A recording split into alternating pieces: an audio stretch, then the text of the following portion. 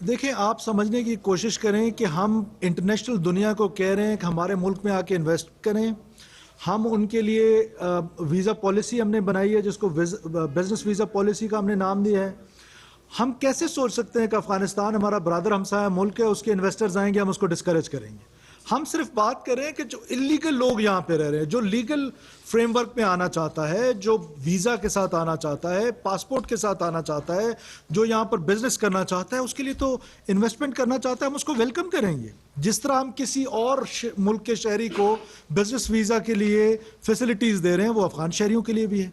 बात इतनी है कि जो इलीगल यहाँ पे रह रहे हैं, जिनका कोई ट्रैवल डॉक्यूमेंट नहीं है, और फिर कभी कोई तस्करा होता है, कभी कोई परमिट होता है किसी पीए का, किसी उसका, उस सिलसिले को ख़त्म करके हम इतनी सी बात कह रहे हैं कि आप वीज़ा लें।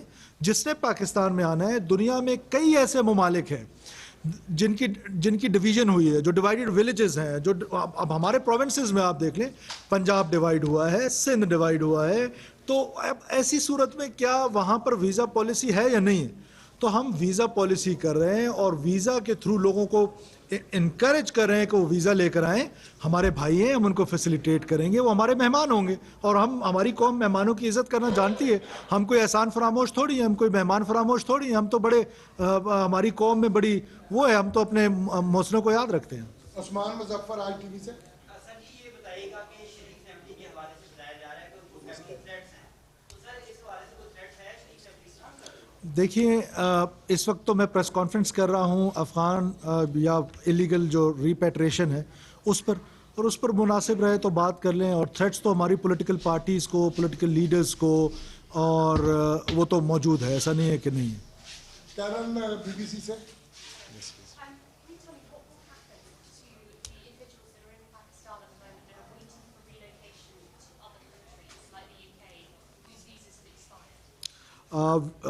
Thank you for your good question. We are facilitating them.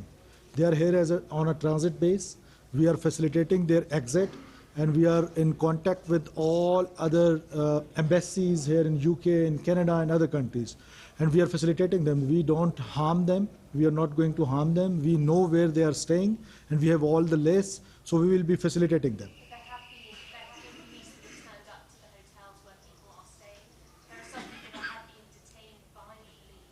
I'll check that, and they'll be not detained. I assure you, they'll be not detained. We will facilitate them. Mr. Bhatt, Public TV. Sir thank you. एक तो आपने last में figures दिए थे 4.2 million Pakistan में अफगान हैं। अब तक 70,000 के करीब जो रज़ाकारानों पर जा चुके हैं, 5 से 6 दिन बाद कितनी मुश्किल हो रही है? क्या कोई कैंपेन्स भी स्टार्ट की गई हैं उनको रज़ाकारान को भेजने के हवाले से? ये सिर्फ प्रेस कॉन्फ्रेंस से पहली चीज़।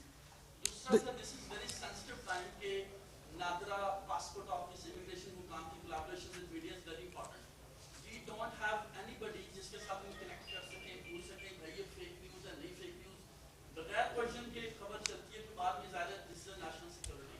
हम 5, 7, 10, 15 लोग हैं क्राइम रिपोर्टर्स, कोई नहीं है जो कि नादरा से हमसे बात कर सके, FIA से बात कर सके, ना इमिग्रेशन से बात कर सके। इंटीरियर वाले बड़े बिजी हैं मिनिस्टर साहब के साथ। What to do? देखिए, जो आपका पहला सवाल है, नो डाउट इन इट कि ये एक चैलेंजिंग टास्क है। बहुत बड़ी तादाद में लोग यहाँ आए हुए हैं। अब ये चैलेंजिंग है, लेकिन स्टेट के लिए we have the capacity. State के लिए कोई चैलेंज नहीं होता है, चाहे वो किसी किस्म का चैलेंज हो। जब हमारे अंदर सिनर्जी है, जब तमाम पाकिस्तान के इदारे ये चाहते हैं कि हम अपने मुल्क को एक सॉफ्ट स्टेट से एक हार्डन स्टेट बनाएं। ये ऐसा दुनिया में किस मुल्क में होता होगा कि कोई ट्रैवल करने के लिए आता है और पता ही नहीं है कि वो कहाँ से कहाँ चला जाता है, ना कोई वीज़ा लेता है, ना कोई उसके पास पासपोर्ट है, ना उसके पास कोई ID कार्ड है। ये दुनिया में कहीं भी नहीं होता। अब आप देखें, ये जिन लोगों ने कनाडा जाना है, जिन्होंने UK जाना है, जिन्होंने बाकी मुल्कों में जाना है, how sensitive they are. For last 2 years they couldn't manage only 300-400 people to repatriate them to their countries. और हमारे लिए कहते हैं कि जी ये यहाँ पर ऐसे ही फिरते रहें, humanitarian grounds. Yes, humanitarian grounds पे हम उनको बिल्कुल प्रायोरिटी देंगे, उनको सबसे लास्ट में जो है वो रिपैट्रिएट करेंगे। लेकिन जो इलीगल रह रहे हैं, जो यहाँ क्राइम में शामिल है, हमारा सोशल फैब्रिक तबाह हो गया है। हमारे एक्सपेंस पे, हमारे हॉस्पिटल्स पे उनका इलाज हो रहा है, हमारे एक्सपेंस पे हमारा पब्लिक ट्रांसपोर्ट वो यूज़ कर रहे हैं, टैक्स नेट में वो नहीं है। तो ये किसी भी मुल्क का ये बुनियादी हक है कि वो अपने मुल्क को एक सॉफ्ट स्टेट से एक हार्डन स्टेट बनाए। कैसर भट्ट साहब, सीनियर जर्नलिस्ट। जेनेवा में UNHCR कॉन्फ्रेंस की और अमेरिकन ने भी कहा है कि इनको ना निकालें जो आपके ख्याल में लीगल है, और UNHCR की कह रही है तो 50 साल से तो यहाँ रह रहे हैं जो legal and so called legal, तो ये क्या हमेशा जिंदगी भर यही रहेंगे जो लीगल एंड सो कॉल्ड? देखिए भट्ट साहब इलीगल को आप निकाल रहे हैं, इनको कब निकालेंगे? जी, पहले फेज में इलीगल को निकालेंगे, this is part of the plan. जी, ये जो लीगल हैं सो कॉल्ड, इन्होंने भी शनाख्ती कार्ड लिए हुए हैं, इन्होंने भी पासपोर्ट मैंने भट्ट साहब मैंने पासपोर्ट वहाँ पर जी भट्ट साहब मैंने अपने इंट्रो में ये कहा है कि जब ये पासपोर्ट्स पकड़े गए हैं तो हम इनको जो लीगल रह रहे हैं इसको हम इलीगल कह रहे हैं। एक दो किस्म के इलीगल है, आप समझें। एक वो इलीगल है जिसका कोई डॉक्यूमेंट नहीं है, एक वो भी इलीगल है जिसने हमारे सिस्टम को ब्रीच किया है और अपने लिए नादरा में स्पेस बनाई है, चाहे वो पॉलिटिकल इंटरफेरेंस से बनाई है, चाहे वो रिश्वत दे के बनाई है, या जिस तरह भी किया है, उसका भी स्टेटस इलीगल है। और ये जो UNHCR के साथ लिस्टेड हैं 2015-16 में आपको याद होगा कि एक प्लान बना था कि वो वॉलंटरी रिटर्न था, उनको कुछ डॉलर्स दिए गए थे। तो हम UNHCR से कह रहे हैं कि अब अफगानिस्तान के हालात ठीक है, तो अब आप वो अपने मुल्क में वापस जाएं। सेकंड फेज में बिल्कुल किसी किस्म का भी हम अपने मुल्क में फेज वाइज ज़रूर है। द टाइम विल कम, हम होंगे या नहीं होंगे, लेकिन द टाइम विल कम कि इस मुल्क में एक भी इलीगल फॉरेनर जो है वो यहाँ नहीं रह रहा होगा। पासपोर्ट लेकर आएँ, वीज़ा लेकर आएँ, बिजनेस करना चाहें, इन्वेस्ट करना चाहें, सैर करना चाहें, फैमिली से मिलना चाहें, हम उनको वेलकम करेंगे। हमारे भाई हैं, हमारे मेहमान हैं, हमारे दोस्त होंगे, लेकिन इलीगल किसी को इस मुल्क में अब छोड़ा नहीं जाएगा। सर अभी आपने बात की कि नादरा ने शनाख्ती कार्ड बना के दिए हैं काफी तो इसमें काफी सारे लोग ऐसे हैं जिन्होंने पासपोर्ट बनवाए और वो बाहर मुल्क भी चले गए, तो उस हवाले से क्या इक़दाम करेंगे, क्या वो पाकिस्तानी पासपोर्ट पर ही रहेंगे? दूसरा ये कि ये जो लोग जा रहे हैं ये ऐसा मुमकिन तो नहीं है कि कहीं जाते हुए डॉलर भी लेकर जा रहे हो, जिस तरह पहले भी डॉलर की स्मगलिंग हो रही है, तो इसमें नामुमकिन है, नामुमकिन है कि कोई डॉलर यहाँ से लेके जाए।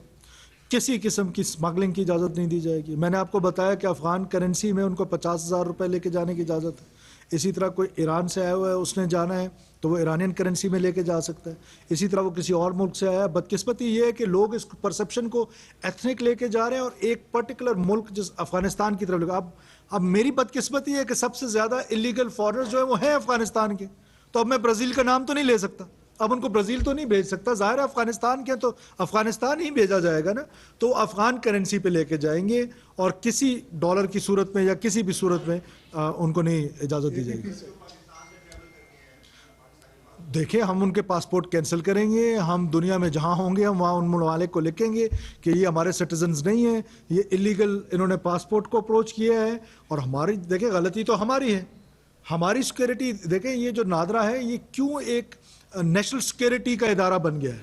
इसी वजह से हम कहते हैं कि एक नेशनल सिक्योरिटी का इदारा है, इसी वजह से वहाँ पर एक हाजिर सर्विस जनरल साहब को लगाया गया है ताकि वो जो सिक्योरिटी का कॉन्सेप्ट है, नेशनल सिक्योरिटी का कॉन्सेप्ट है, उसको और टेक्नोलॉजी दोनों को क्लब करके एक नादरा को एक बेहतर इदारा बनाया जाए ताकि आइंदा इस तरह की चीज़ें जो हैं वो ना हो सकें। APP से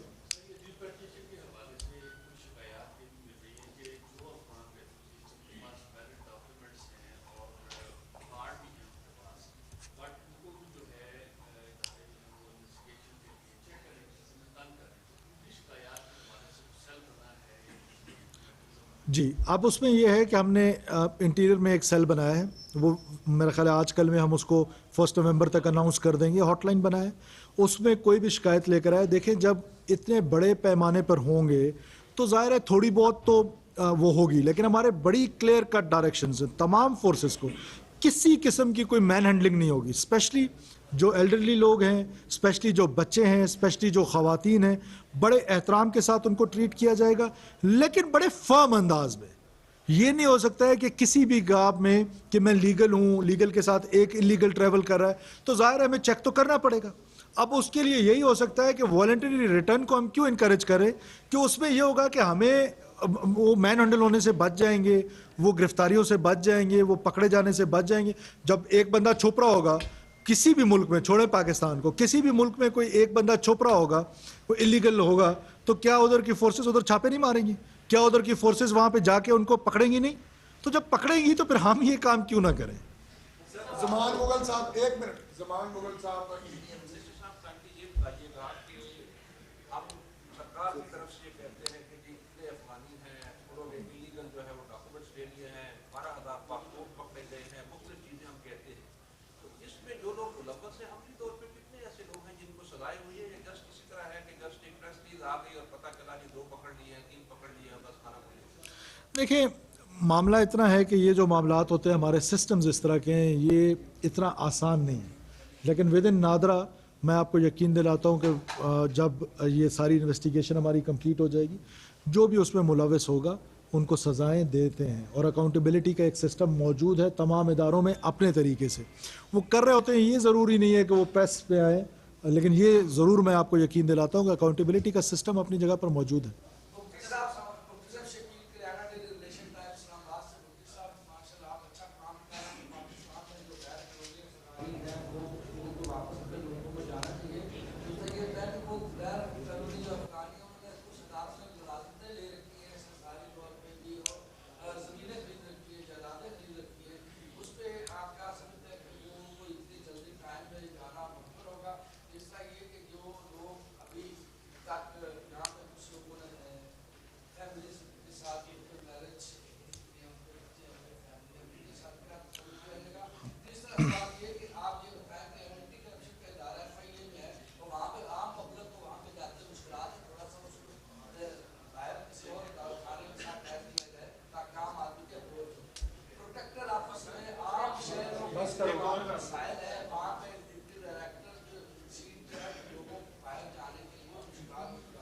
देखिए, जो आपकी तजावीज़ हैं उनको वेल नोटेड, और जो आपका सवाल है, जो फैमिलीज़ है, हमारा लॉ ये कहता है कि अगर हमारी पाकिस्तानी खातून किसी गैर मुल्की शहरी से शादी करती है तो वो उस गैर मुल्की शहरी को नेशनलिटी नहीं मिलती है, लेकिन इन द अदर केस अगर कोई पाकिस्तानी किसी और मुल्क की खातून से शादी करता है तो उसको नेशनलिटी मिल जाती है उस खातून को। तो इट इज़ क्वाइट सिंपल।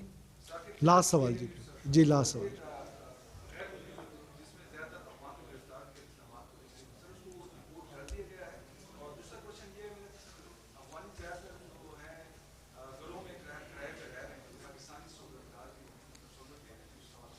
वो मैंने आपको पहले कहा कि कोई किसी को, उनको गैर कानूनी अफ़गानिस्तान के रहने वाले लोगों या किसी भी मुल्क में, बार बार आप इसको अफ़गानिस्तान से रिलेट कर देते हैं, किसी एक स्पेसिफिक मुल्क के लिए नहीं है।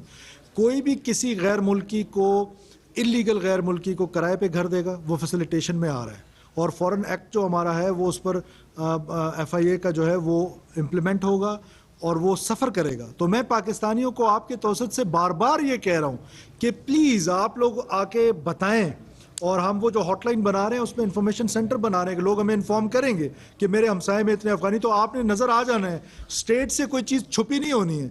तो बजाय इसके कि आप उस वक्त सफ़र करें, तो उससे बेहतर है कि आज उस पर अमल कराएं और अपने उन मेहमानों को कहें कि वो अपने अपने मुल्कों में वापस चले जाएं। शुक्रिया। आखिरी सवाल शरीफ साहब, हम न्यूज़ से।